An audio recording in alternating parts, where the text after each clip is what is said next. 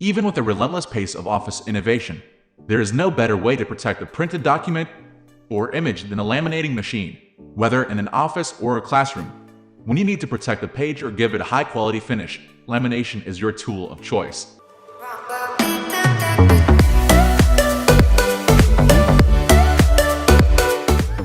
Lamination will not only protect the printed page or document, but it also adds value with a scratch-resistant surface. The laminating machine can enhance the color of a printed image. It can add a rigid surface and protect against unsightly creases and folds.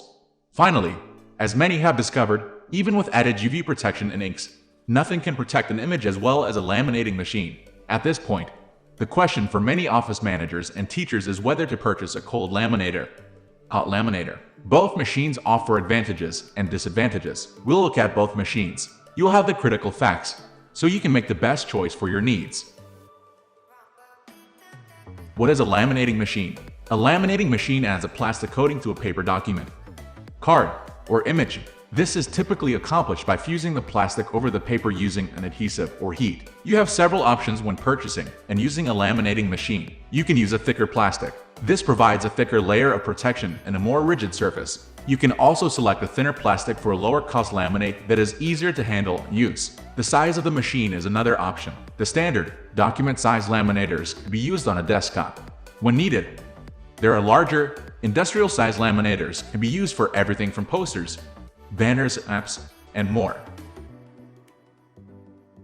Cold laminators versus hot laminators. There are options for how the plastic is applied to the document or paper by the laminating machine. This is the primary difference between a cold laminator.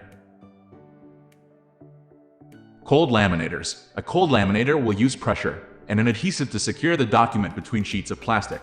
The pressure exerted on the rollers in the laminating machine is all that is required to finish the job. Many users prefer cold laminators over a hot laminator. They find the process delivers superior quality without the fuss of using the heating elements in the hot laminator. There are advantages to the cold laminator. There's less setup time and less maintenance with a cold laminator.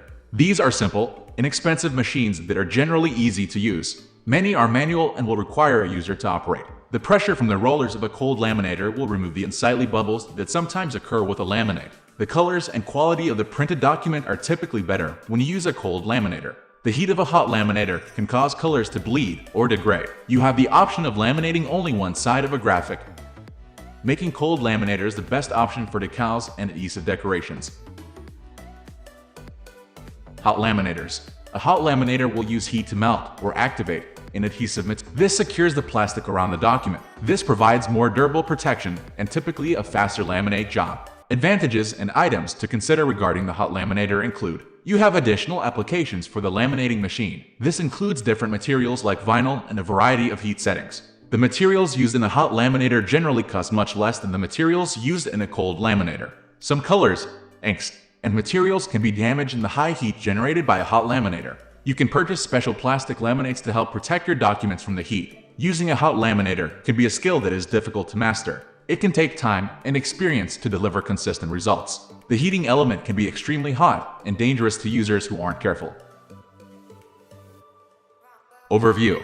With teachers struggling against a limited budget, it is important to make the right choice when purchasing a new laminating machine. You'll need to consider not only how the machine will be used, but also the space and the users. Start by considering the space you have set aside for the machine. Some industrial laminators are extremely heavy and will require additional electrical requirements. If you have only room on a desktop or a limited space, this will limit your choice of machines. Next, consider the size of the documents you will be protecting.